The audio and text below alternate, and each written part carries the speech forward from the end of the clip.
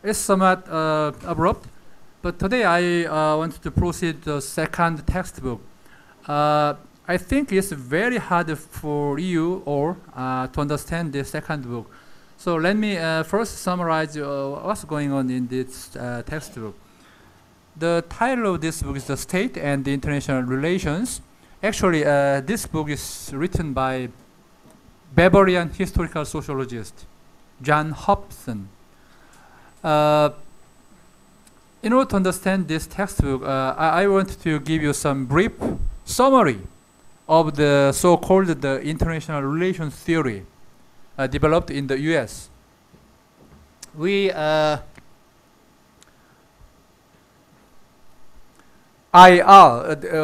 they brief the international relation theory, just IR, international relation theory, IR.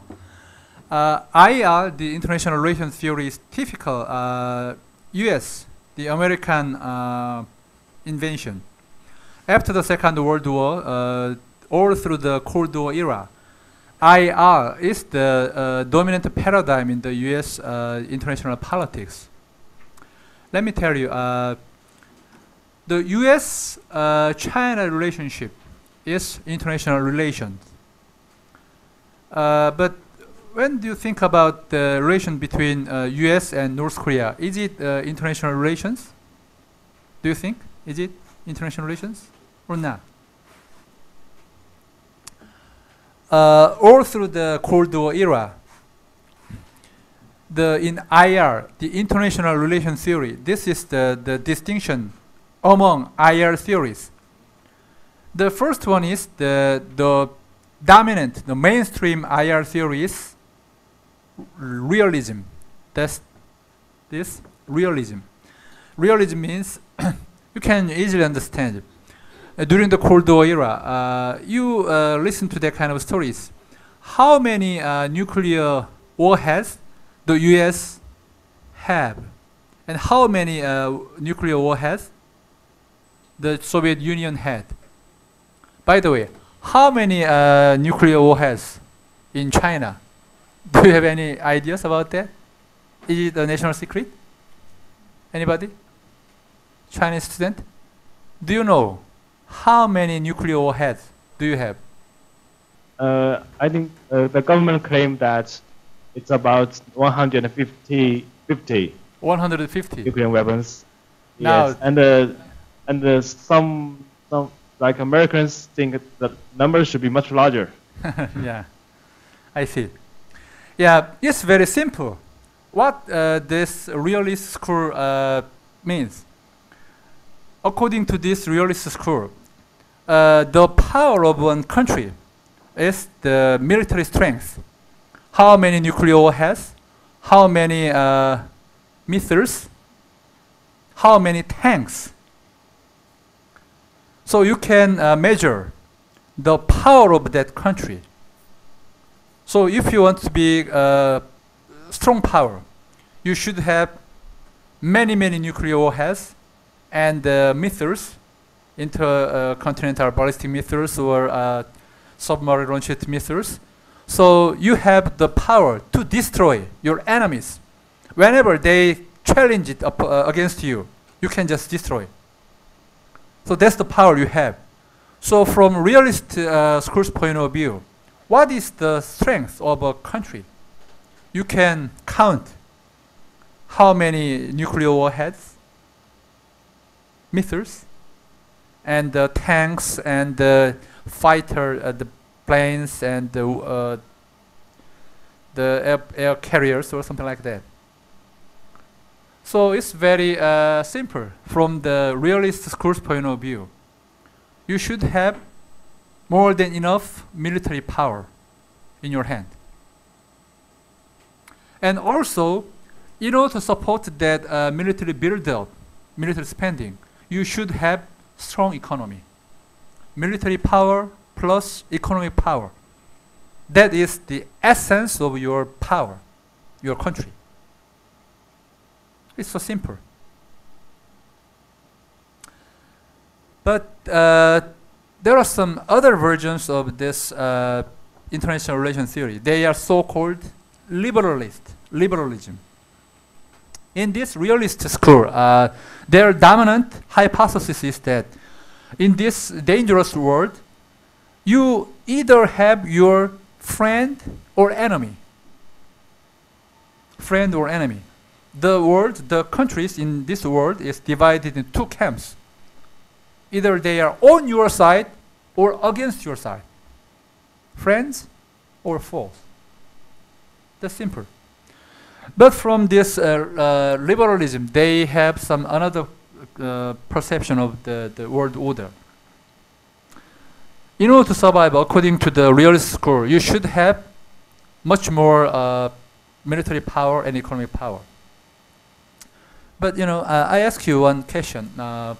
We all know that the U.S. has much more, hundreds of nuclear warheads in their arsenal, and they have many aircraft carriers and missiles. That fact, the U.S. is the most powerful country in the world. Do they threaten you? Do they intimidate you? The Korean people, Korean students. If the U.S. has strongest military power, does that fact intimidate you? I don't think so. So, in this liberalism, this liberal school, they have some other conceptions.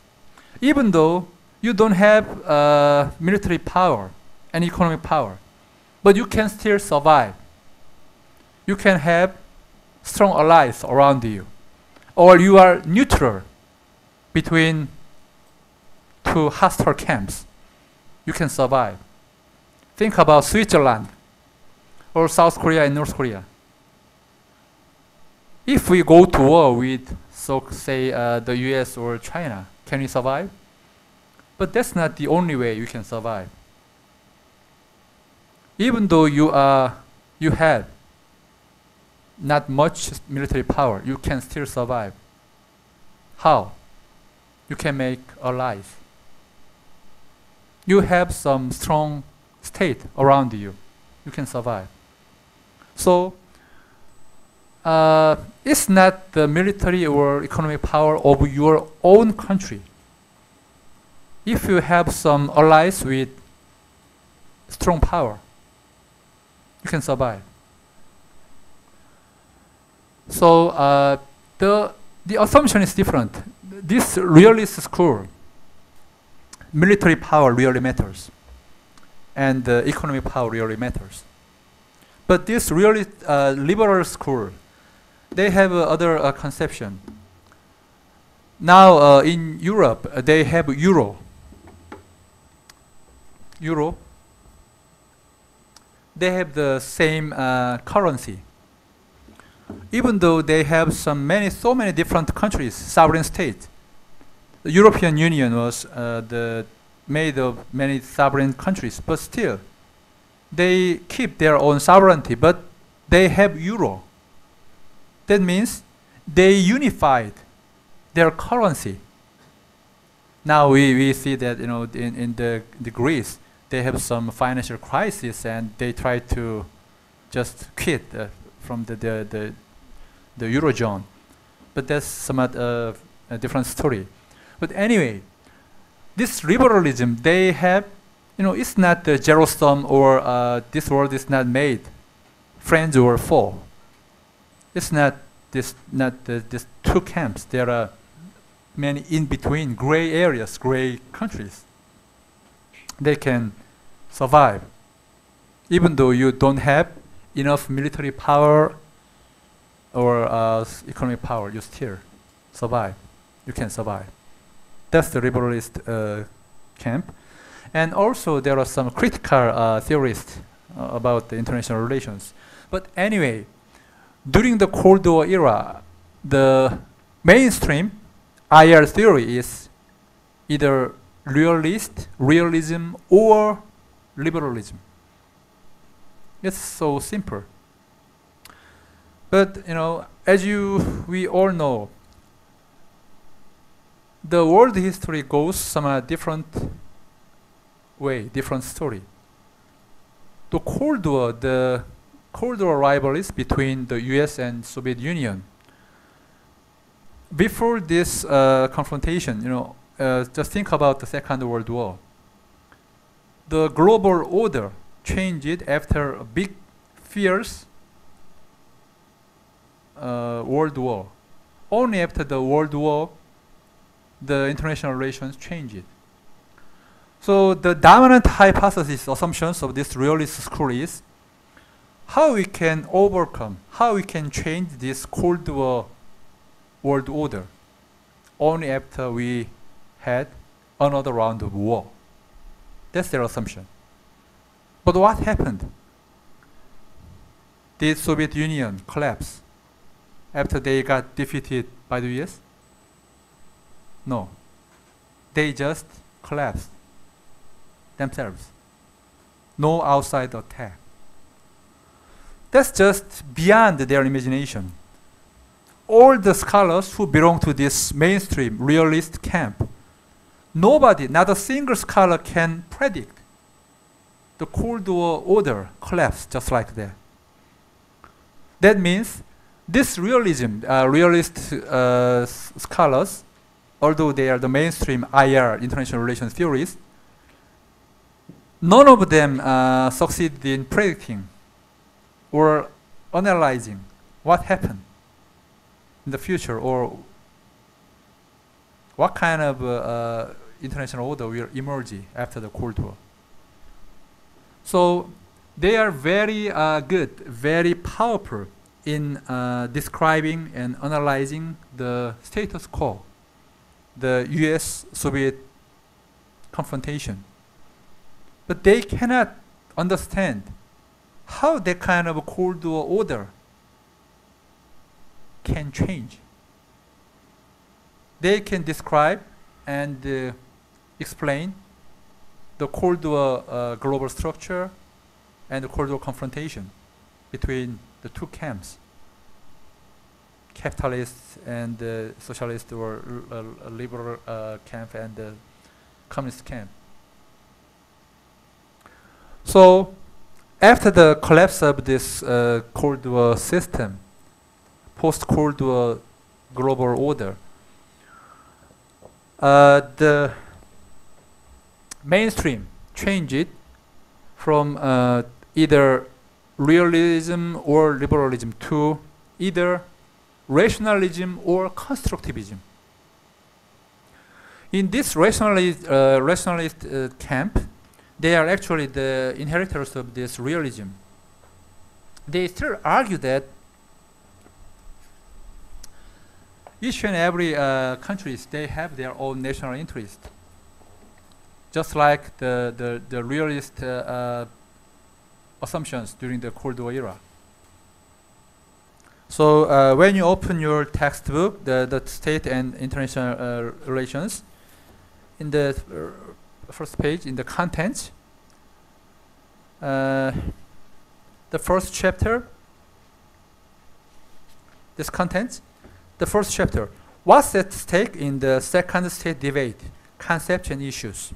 Part 1, traditional theories of the state and international relations. Chapter 2, realism, and chapter 3, liberalism. I will skip all these parts. This is the only old paradigm. You don't have to study this paradigm. It's just a long time ago. Now, listen to sociological theories of the state and the international relations. First chapter, that's Marxism. Actually, Marxism during Cold War era, it belongs to these critical theories. But actually, that's not a theory about international relations. That's a paradigm about this world order. As we studied, the Marxists, they don't think of state system, interstate, international relations as essential. They think economy is essential. Politics and the state and international relations, all that are just superstructure. They are not that important. Economy, really matters. Economic base. That's really the essence of this world order. So they don't pay much attention to international relations, international organizations, or transnational relations. So Marxism is very weak at international politics. So I will skip that part too, Marxism. So I will just deal with chapter 5, constructivism, and chapter 6, Bavarian historical sociology. So after the second, the World War, the Cold War, the post-Cold War era, we have three different paradigms. First one is rationalism. Second one is constructivism. The third one is historical sociology of international relations. The Bavarian historical sociology, not Marxist sociology. In order to understand the IL, we should transcend this methodological nationalism. I will explain what this means.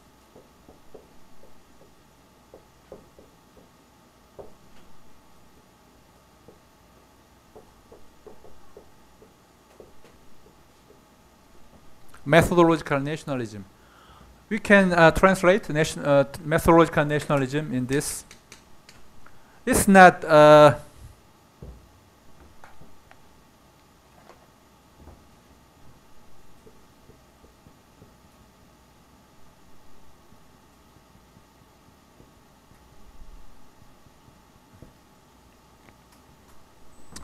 methodological nationalism does not mean methodological.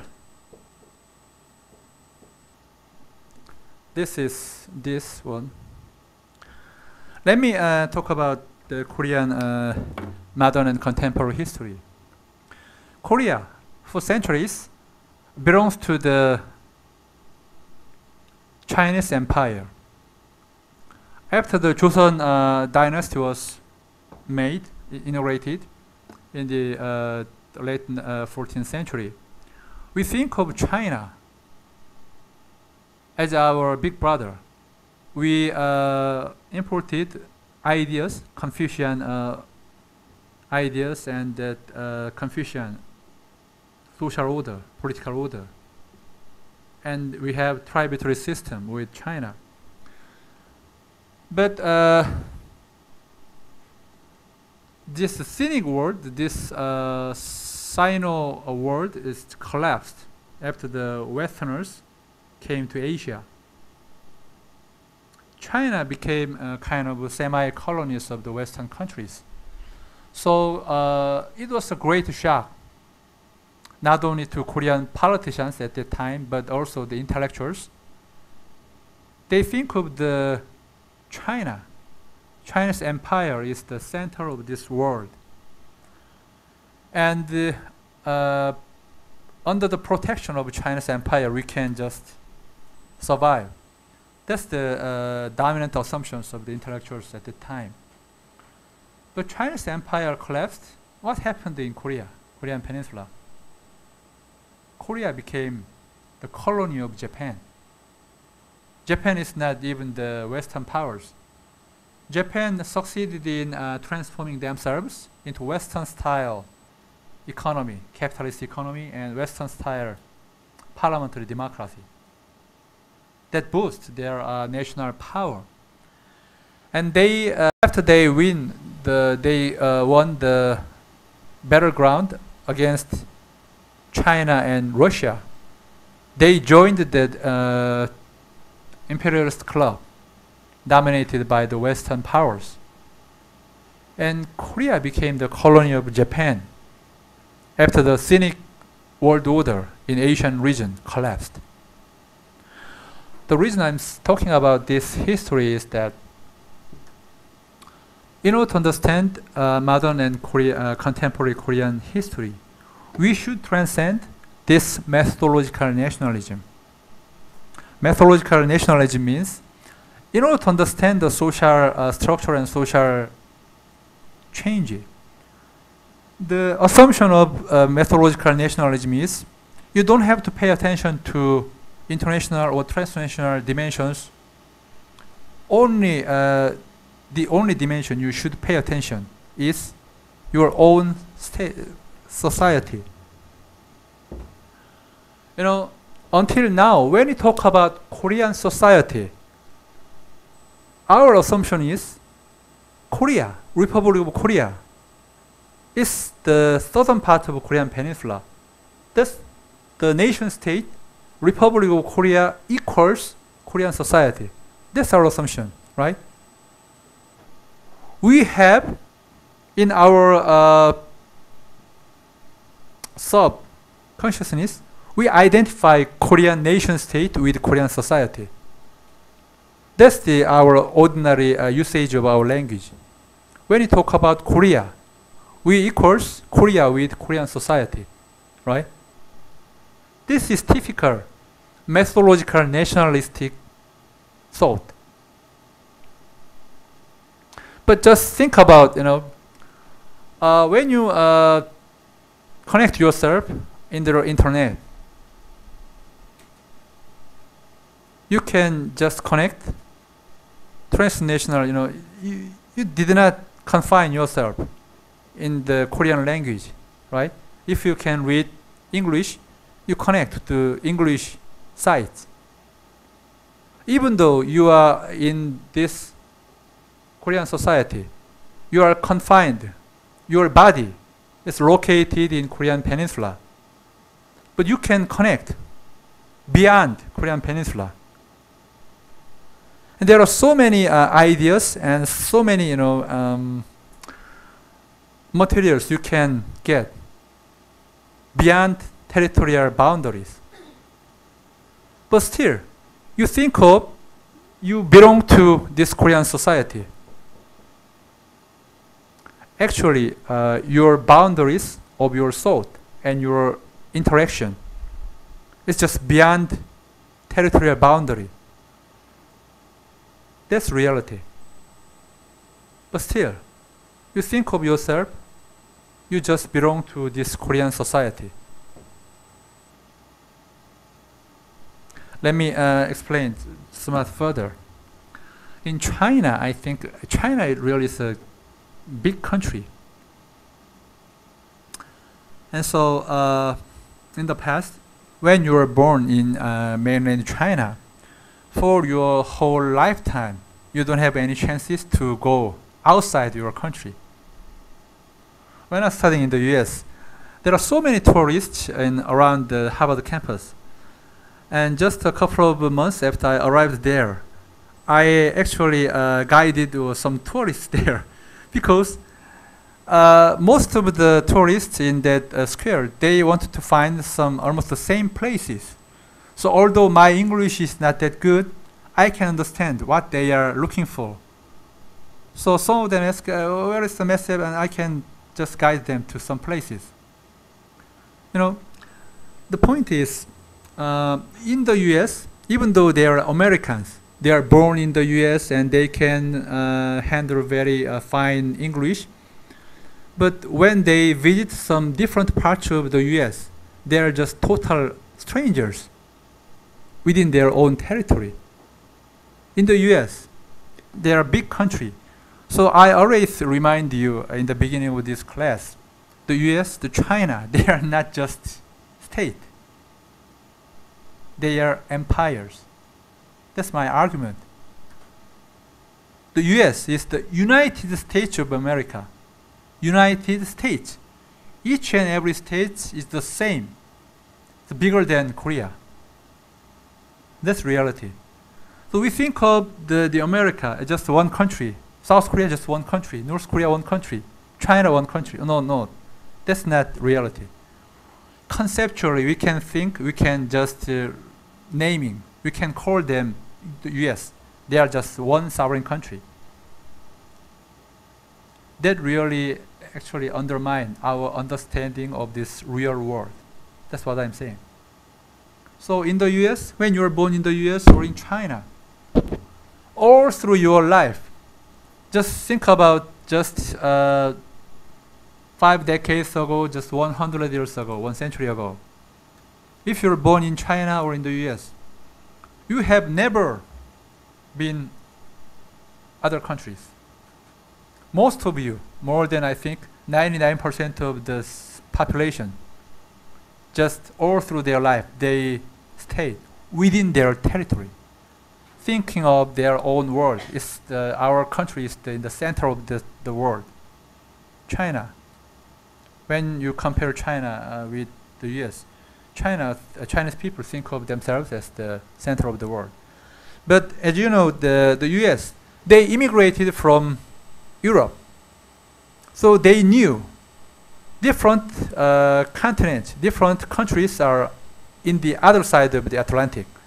They have that kind of perception in the beginning of their history. So that's a very different perception.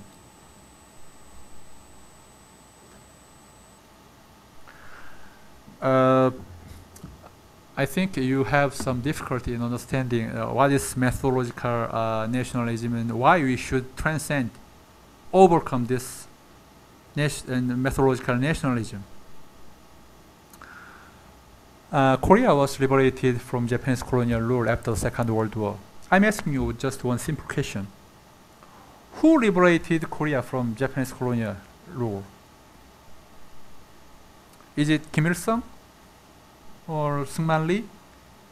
Or Kim Gu or other Korean leaders? Let me repeat. Who liberated Korea from Japanese colonial rule? Korean people themselves?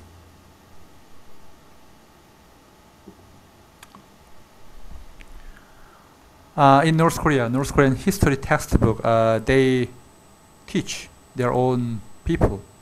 It's the great leader Kim Il-sung who liberated not only North Korea but whole Korean peninsula. He's a national hero. That's their version of contemporary history.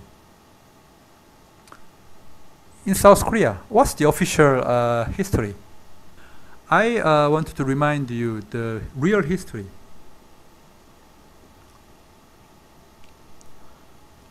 I'm not pro-US or pro-China or pro-Russia or pro-Japan. I'm talking about the real history. Let me briefly talk about the Second World War. I just tell you the compressed contemporary history. How many of you have any ideas about why the Second World War occurred? What is the characteristics of Second World War? Why did they fight between Allied forces and the Axis?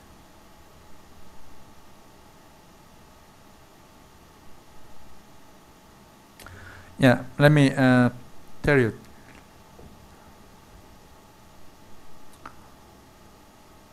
In order to understand our contemporary world, you should understand the histories through which our world order and our social world was made and transformed. During Second World War, it's a war. They have many dimensions in Second World War. First, that's not war between different ideologies. During the Second World War, the US and the Soviet Union and China, they are on the same side. They belong to the Allied forces. They are against Germany, Italy, and Japan. It's a war among capitalist countries.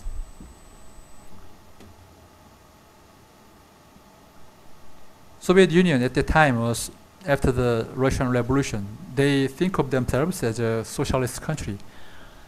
In China, it's a civil war. Chiang Kai-shek and Mao Zedong, they fought each other.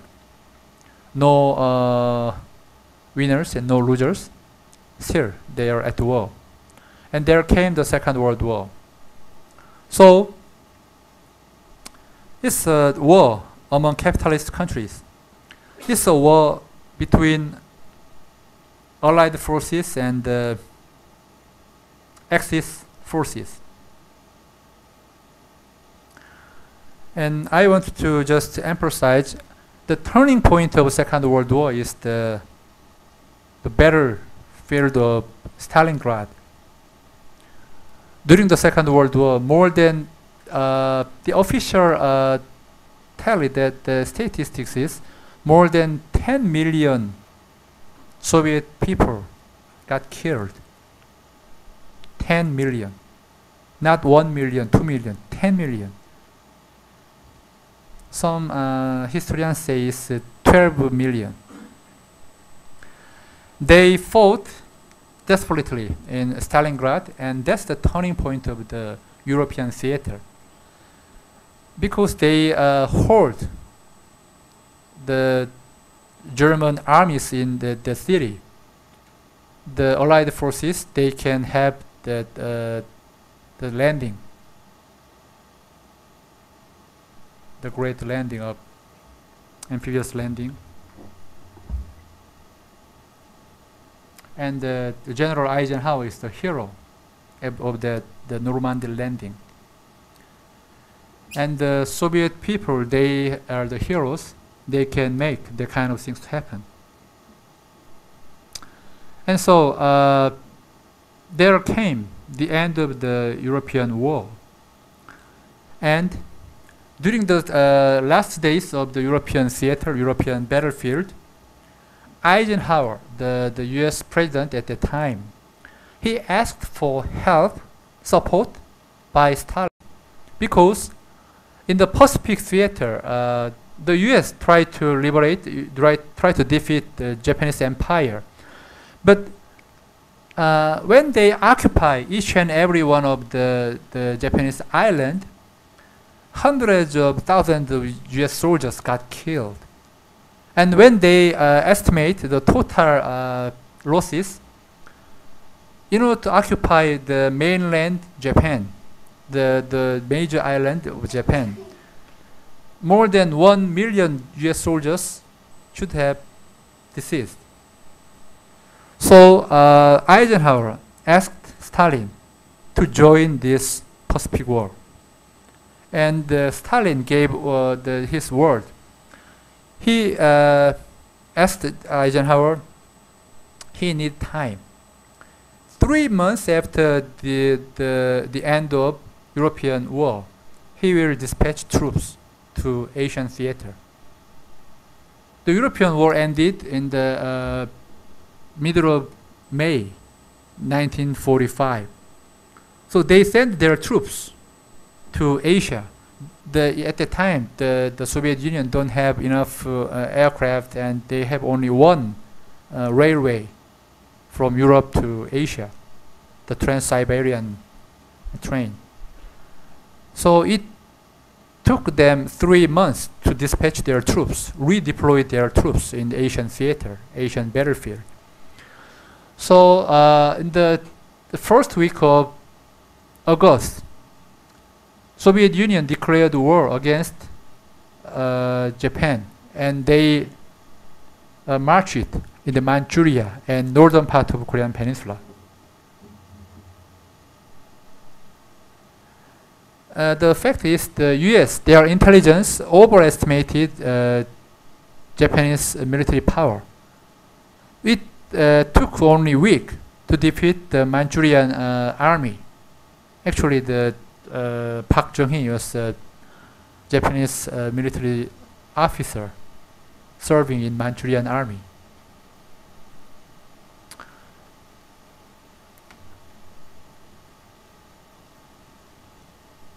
And it's just beyond the imagination of the US military intelligence and their military officers. So in a hurry, they asked the Soviet Union, Soviet Red Army, to stop along this 38th parallel. The Soviet Red Army is still is already in the northern part of Korean Peninsula. if the U.S. strongly believe in, put their faith in the Soviet Red Army, they should have asked the Soviet Red Army to occupy whole of the Korean Peninsula. That's very easy way to handle the situation in Korean Peninsula. The U.S. they don't have armies, soldiers to dispatch. If they really wanted to occupy Korean Peninsula, simply they don't have that power, that manpower to send to save Korean Peninsula. That's the fact. So they asked the Soviet Red Army to divide Korean Peninsula along 38th parallel. So they stopped here, 30th parallel. And the US, they dispatched their troops 1 month later. They landed the Incheon, September 8th, almost 1 month after the Japanese surrendered. To think about that, during that time, the US and the Soviet Union, they belong to the same camp. They are allied forces. I'm asking you,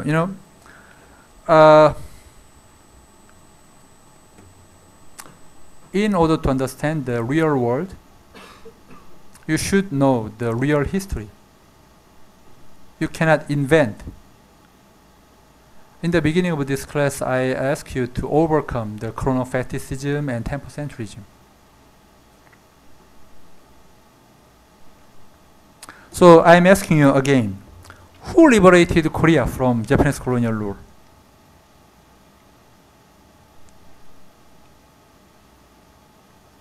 It's not just US Army. It's a joint forces, US Army and Soviet Red Army.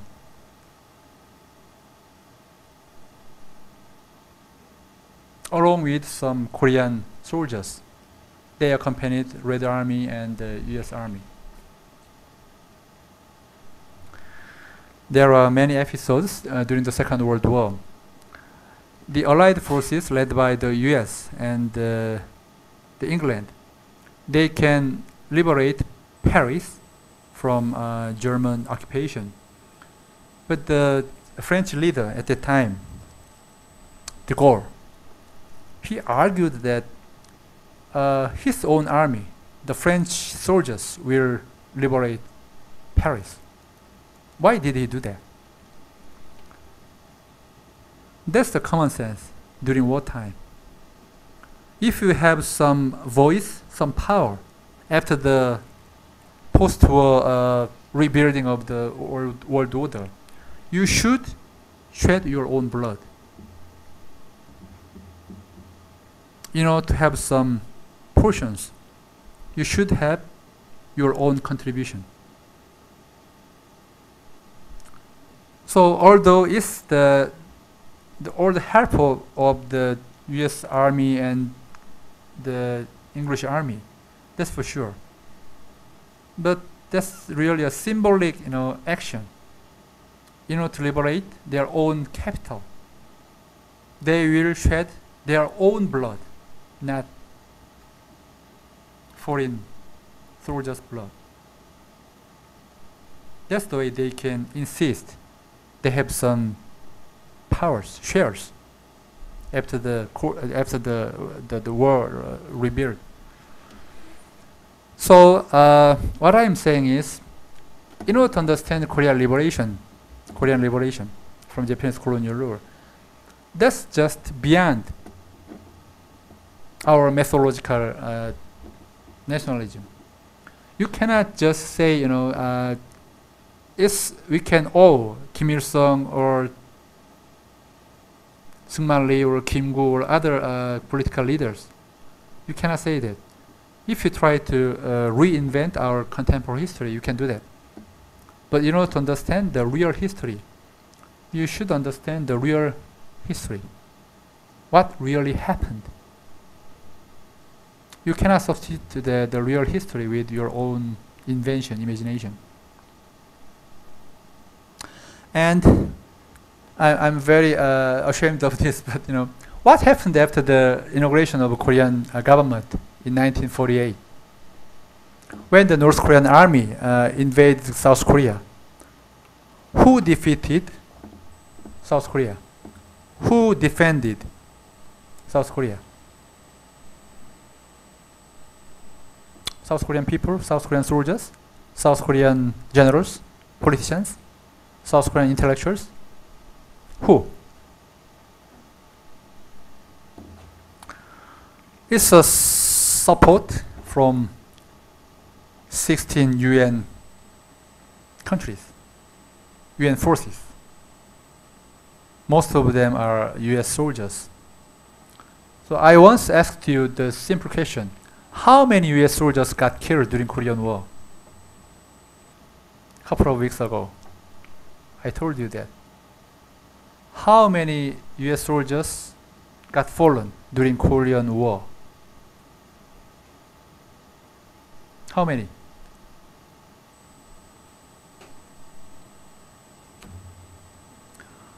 If you don't know the birthdays of your parents or your female or male friend, you should know that the figures. Anyone? How many US soldiers got killed during Korean War? No idea? I think Chinese student, I asked you how many Chinese soldiers got killed during Korean War. I once asked you, remember? So do you check that numbers?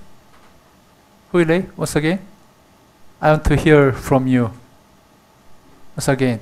I know there are many different statistics, but just tell me about how many? Around how many? Not the exact numbers, but around. But the number I searched on the internet is much more larger. This official version, your government announced what? Around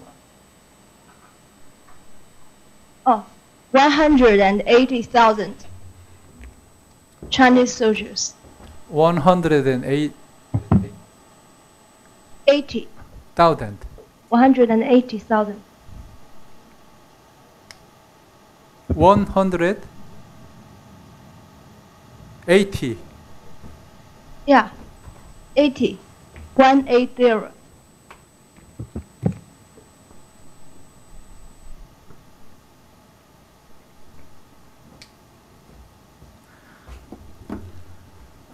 According to statistics I myself have, it's much bigger than that.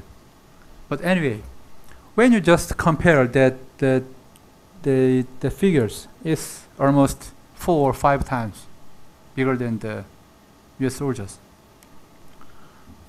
Let me ask you, in Korea, we Korean people always have some dreams in our own brain. For example, when the North Korean regime collapsed, Korean people think of we can overtake North Korea by ourselves. That's our assumption. What happened after the collapse of North Korean regime? But as far as I know, as a historical sociologist of international relations, that's just kind of daydream. It could turn a kind of nightmare. 180,000 Chinese soldiers got killed during Korean War. They shed their blood in North Korean soil. Can you imagine what does that mean? I'm bringing you to pay attention the historical fact.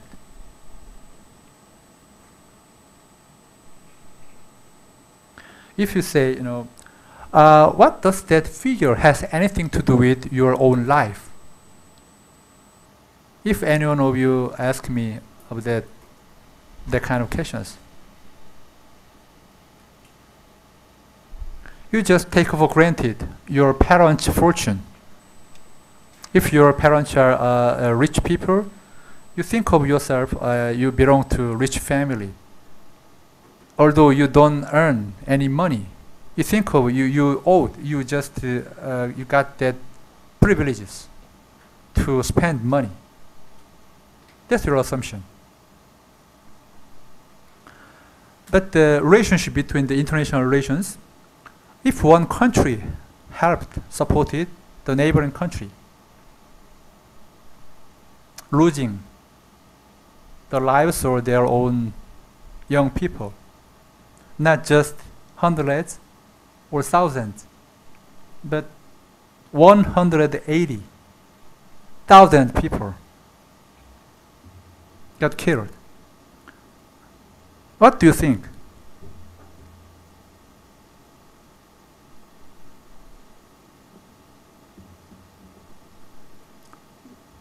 What's the implications of that figure? Think about that.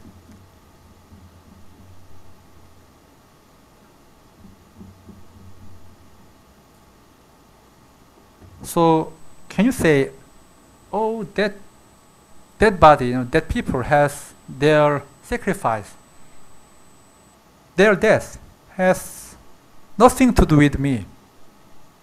Can any one of you say just like that?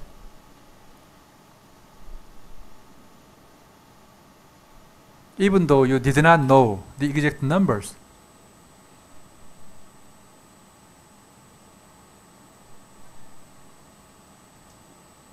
That's history.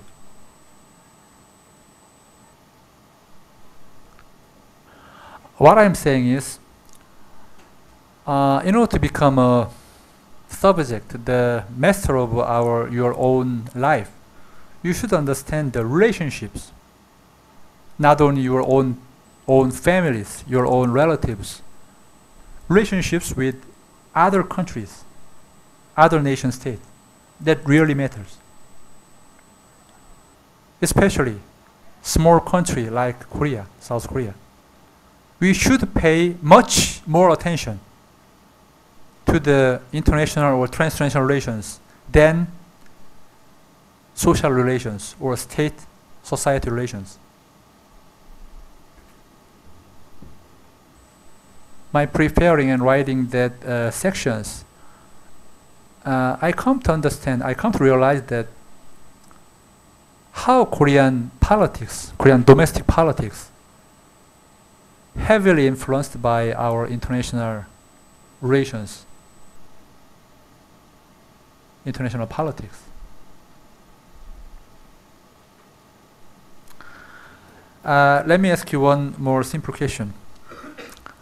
How many Korean soldiers got killed during Vietnam War? How many Korean soldiers got killed during Vietnamese War? Can you find that figures in your smartphone or your internet? Ask that computer. During the Vietnamese War, the U.S. asked South Korean government, South Korean President Park Chung-hee, to dispatch troops to Vietnam. Park Chung-hee he dispatched troops, combat divisions.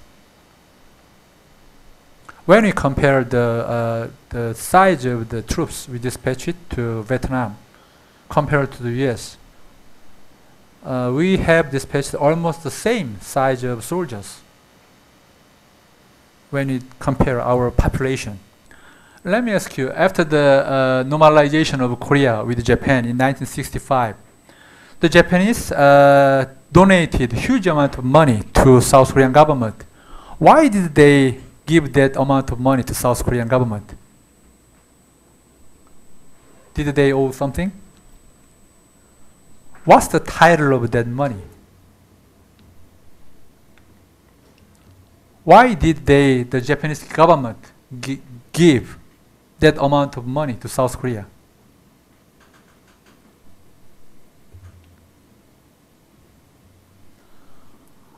It seems to me you guys just ahistorical, just blind. our contemporary history, modern history? I'm not raising that questions because we have Chinese students too.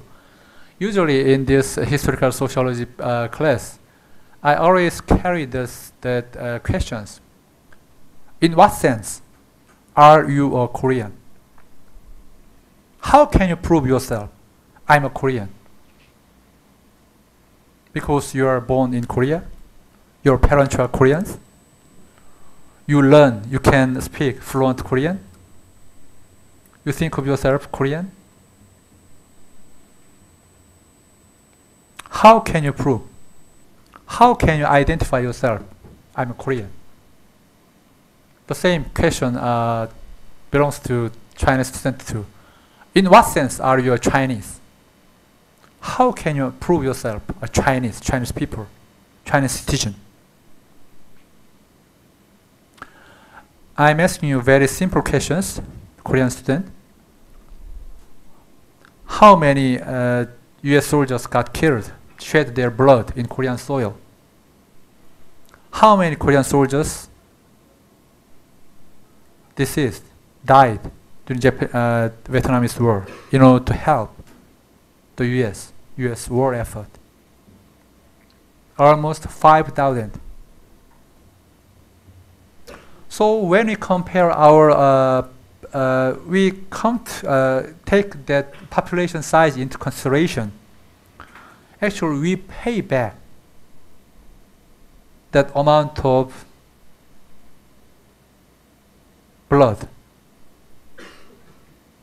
Although that's not my blood, my fellow Koreans' blood.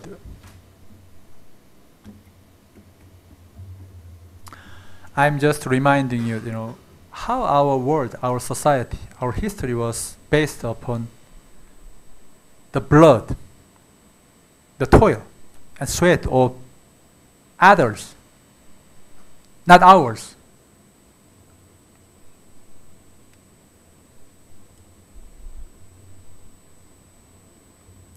So, can you understand? Do you understand why we should overcome that methodological nationalism in order to understand our contemporary history? From the beginning of our contemporary history, our national history is closely related with other countries, other people. You cannot isolate, you cannot cut Korean history, Korean society from international or transnational relations. Just like you cannot cut yourself from your family relations or your belongings to this university, this institution. You are what you are doing.